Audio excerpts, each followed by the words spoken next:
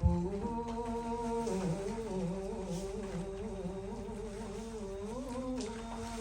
ทัสสะ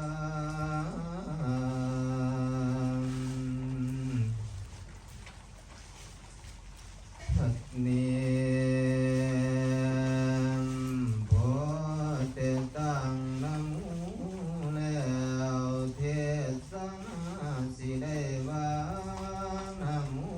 เปวะคาวันทายโยมยุคถวาย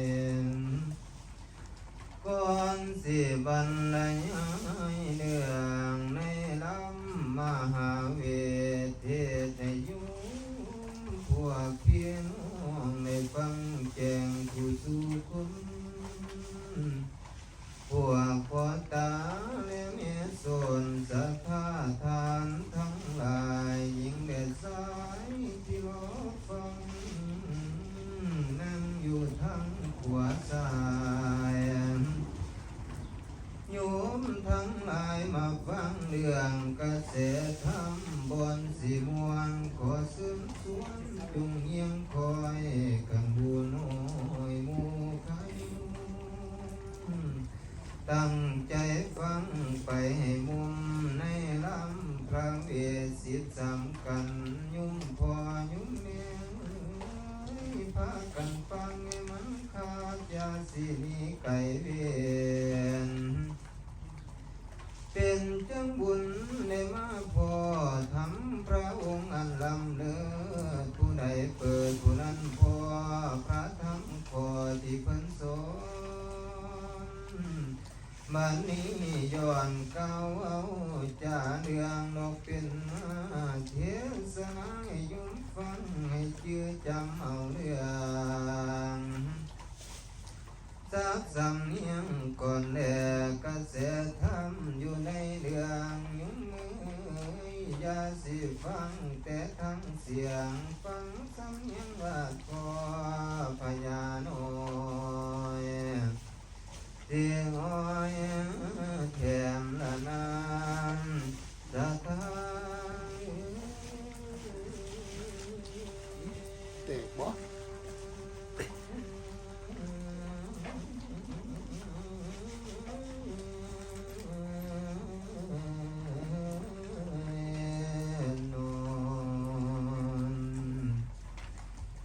บัดนี้ก้าวบันต้นนั่นเอิ้นว่าทัสสะพรฟังเป็นก่อนต่อก่อนสิว่ากันในวันนี้ฟังเลือแถวยุ่มเท่าทัสสะพรกันทีหนึ่งย้อนเก่าเถิงนั้นกุศลีเนาอยู่ถึงสันฟ้าเป็นเมียเงาท่านไพรทุกสิ่งอย่างตลอดสิ้นสนุกยิ่งเหลือวิสัยนางสนุมและนางในนั่นเงินคือของหลานเนาวิมานลุงหัวกวางกองปักคู่มักซอยเสื่อนเสียงบันเลงคือคืนบ่มีมือสิงวงเงาสมกับสื่อว่าเจ้าเป็นเมียของเลี้ยงย้ำสิกินสินวนบ่อยากแขนพอหน่อยมีคนคอยปากกินให้อาหารกินเป็นอยู่ป่าดับกันจันแกนคู่นั่นหอมเท่าทั่วตะลังนั่งอยู่ถึงเก้าอี้สนุมปานนี้ปาดผู้นำไม่เย็นก็บ่ให้กาดอยู่ก็บ่ให้ต้องอยู่ถึงบันทุมเถิงเนาอยู่ถึงสวรรค์ฟ้าเป็นเวลานั้นยิ่งความเป็นเจียงนิมิตเกิดแก่งห้องบ่มีหูนั่นเมื่อฟันบุพนิมิตนั้นได้บอกเขตเศร้าสวรรค์ในจุติลงมาได้เกิดภูมิภัยเพื่อนมาเกิดเพื่อนแดนใต้นั่นกำมีต้องใส่ศาสตร์ผู้เสนียนาดน้อง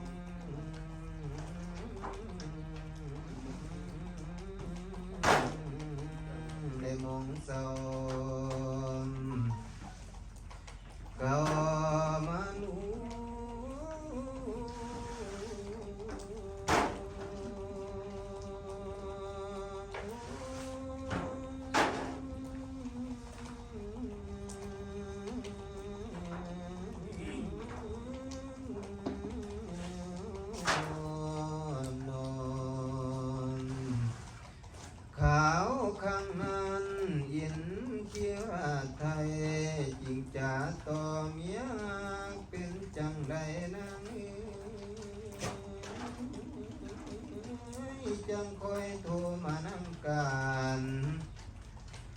เขานั้นพูดสนิไทยจริงทุนหลงพระเพียรห่วงสิได้จากนี้ลงไปเกิดที่ใต้นั้นในเกิดมนุษย์คนพี่เอ๋ยนี่ก็นี้บ่พ้นพ่อนี้เมียนมันสังหรณ์จิตตาวนเมืองสวรรค์บ่อยากไกลละเวนจากแม่นเล่นมียังน้องบางจากแม่นเล่นมียังน้องได้นำมาหนาวจองพระยินเบาตัวน้องยีนังลาหน้าทับเพียงสุขและทุกข์บ่เดือดแหงขึ้นชื่อว่าเมืองสวรรค์นั้น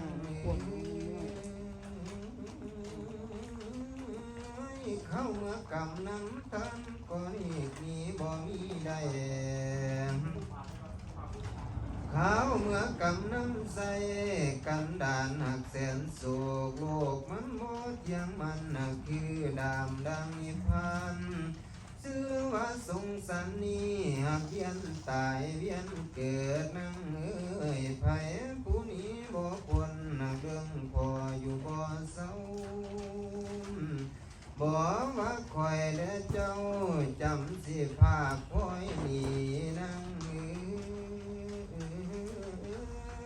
ไปตามกรรมตามเวียนก่อนได้เด้อคุณน้องเวียนน้ำปองกำน้ำใจมันจำใจสิได้ห่างคอยข้าบ่อยากห่างเจ้าข้าบ่อยากห่างสั่งสิได้นั่นห่างกันดานาประนาง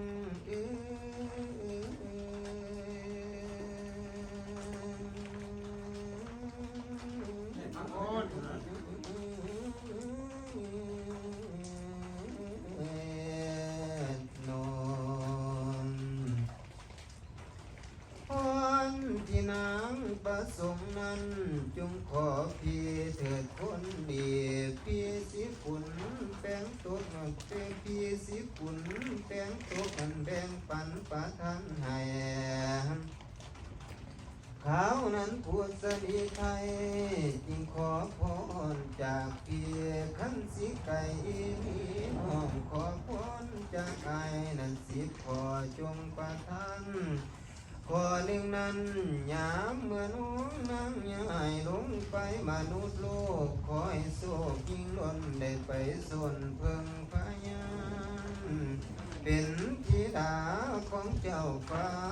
สนุกพอกองกุศลบำเพ็ญตนให้ปรากฏประโยชน์พ้นผลยองข้อที่สองหากงามเยี่ยมดวงตานีละนีคือลังตาลูกเนื้ออยากขาวมัวว่าคุณมัวบ้านนางหนึ่งได้เยี่ยมผู้ใดมองให้มิ่งเมื่อยทั้งมาเรียกได้แล้วเปิดบ่เป็นขอสามนั้นขอให้คิ้วขาดโค้งนั้นเหมือนดังคันสอนคนตาล้วนเงื้อมมาเพื่อที่ไหลบัดเดเยี่ยมบาดเยี่ยมสายตาเสียงดิ่งน้ำไม่คือพอยิ่งคิ้วต่อแต่ละครั้งพออยากดมบาดเท้าตายขอสินั้นยังขาเวียโยกย้ายตายจากเมืองไปเกิดแดนเมืองมนุษย์ในซื้อพุทธดีนี่เทืองโลกีแดนไตเมืองใดก็ตามสร้างพุทธดีเสื้อนี่อย่ามีให้ว่าเปลี่ยนแปลงขอนั้นขอให้ดุละแม่งเกิดราชบุตรเป็นผู้มีบุญภาลากะลื่นคนทั้งขายถ้าต่อไปถึงตายโพธิญาณนั้นลำคาเป็นมารดาของพระพุทธเจ้าพวงเอาให้ใครควรพอหกนั้นบรักกายเลือดด่วนสมส่วนบาสุงคันสวีวัน รู้สวยดังบ่มานมีทองอยากคือยิงอยู่ในห้องข้างโลกกาพื้นแทนอยู่ในแดนโลกไตลือแท้แต่พานังก่อเจ็ดนั้นสองทั้งสวยสาลางปูนเปียบดังจุ่มทองทั้งสองดูเต็มงามเยี่ยมเยี่ยมดังสาวสวรรค์ฟ้าถึงสารกายายอนกุศลติงเต่ายำเท่ากายายาพอเป็ดนั้นเกศดำสาดประดุดเปียกปีกพุ่มมาลาแก้กายมากระดำดีออกยาเสียงซ้อนได้ขอให้ดูดีด้วยสวยเป็นธรรมศาสตร์เชื่อดังบาดแต่งแต่มากงามโกกัวผู้ใดขอเก้านั้นสังขารโลกไตกาโกจิรังการจงบันดาลกายาให้คงงามน้ำเฟืองผิวขาวเหลืองนวลเนื้อสวยงามตามเก่าสารการกายเศร้ากายน้องให้พร้อมใสขอสิบนั้นคอยเป็นเอกลักษณ์ไปปัญญาเลือดสมองดีใครผู้มีเรียนขอนั้นคือพันธนันลางขอให้ปัญญาน้องต้องตามผู้ห้องเปิดป้อนแก่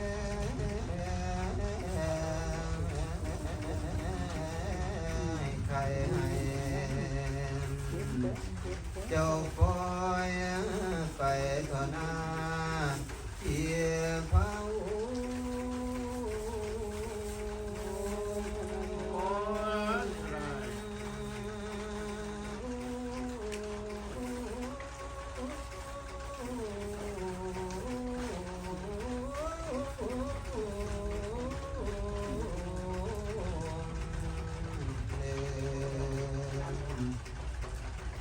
องค์อินทราธิราชไทยเลยปราสาทขอนเกียรติเสียปากกันดังนั้นขอผู้สุเดียวประทานเสียงขอพระเย็นประทานดาสิจบคาถาสิเก้าทอนพัสพรตลอดเดียวกันมีหักโลายจังว่าผู้งงง่ายพ่อได้แม่ต้องสึกนึกถึงสิ้นถึงทานที่ท่านทำลุงไว้คนทั้งใจนั้นมีบ่ขอเชิญเจ้าต้องงานการทำทานเด็กให้คืนนั้นวันหนึ่งเยี่ยมได้สังเกตเบิ่งการให้ย้ำเจ้าแต่งขันของใจสิใสของเงินเอียงกะเสียมสารท่านยามใดกะใจพองมหาคุณนั้นบุญใหญ่ฐานะไม่เพิ่นกะเอิ้นนั่นเส้นเจ้าให้มันคอยสั่งสมไปที่ละน้อยเทื่อละน้อยสิเป็นหลายบัดย้ำตายสิเป็นขึ้นได้เพิ่งบุญพลาโลนตายทุกคนบ่คงยังไผสิยังคำฟ้าอยู่สาธุผู้ในโลกกว้างบ่มีมุมนั้นบ่อนตายแต่บางบอนสิย้ายนั้นไปสู่ภูมิสถานแล้วแต่กรรมของไผมันสิต่างกันดีหายใครผู้ทำบุญไว้คุณความดีที่สั่งก่อตายแล้วขึ้นฟ้าไปเอาอย่างนังสวรรค์ฝ่ายไผ่ทำสัวบานันที่จองบาดยามตายไผ่ทำสัววานันกำสิจองบัญญัติตายไปอาบายตกนรกทุกข์ทรมานโลน สาธุสุนทั้งคายยิ่งแดดสายผู้ถูกทานจินแดดทานที่ก่อไว้ผลที่ได้ว่าแน่นอนสร้างความดีโลกกะบ่เดือดร้อนเฮากะบ่เดือดร้อนไผกะซ้อมสรรเสริญขอเชิญชวนทั้งดีจังสิมีผลย้อนอย่าทำหมองหรือทำตัวสิเสียตัวให้ข้าอันห่างกายกายหาราคาบ่ได้นั้นมีไว้แต่สัวดีสาดเดือนจังสีเส้นผูงหมูมัวควายทั้งไพศาลหมูคุณสาโนสางยามเมื่อสังขารมังทั้งงาทั้งกายูก็ยังมีค่าบางขายได้กูสู่แนวบาดคนตายก็แม่นแล้วล่างไก่จีเผาไฟ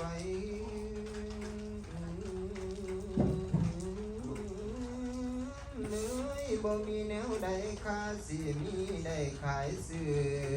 อมถือเอาทำเป็นนักมันสินแดทานยัดยิ้มปล่อยคอยน้ำเพียงไปจังสิสิดีดนตลอดกาลฝากแก่ยุ่มทุกท่านกันนานเสียเศร้าก่อนขอจงตอนเศร้าภาคสัวป่าเดียวเขาหน่อยถอยคำก่อนแต่เพียงนี้เอวังที่ปฐมเรืองอิ่มมาพันสิต่อเรืองขาดสาพรกากยกทอนอี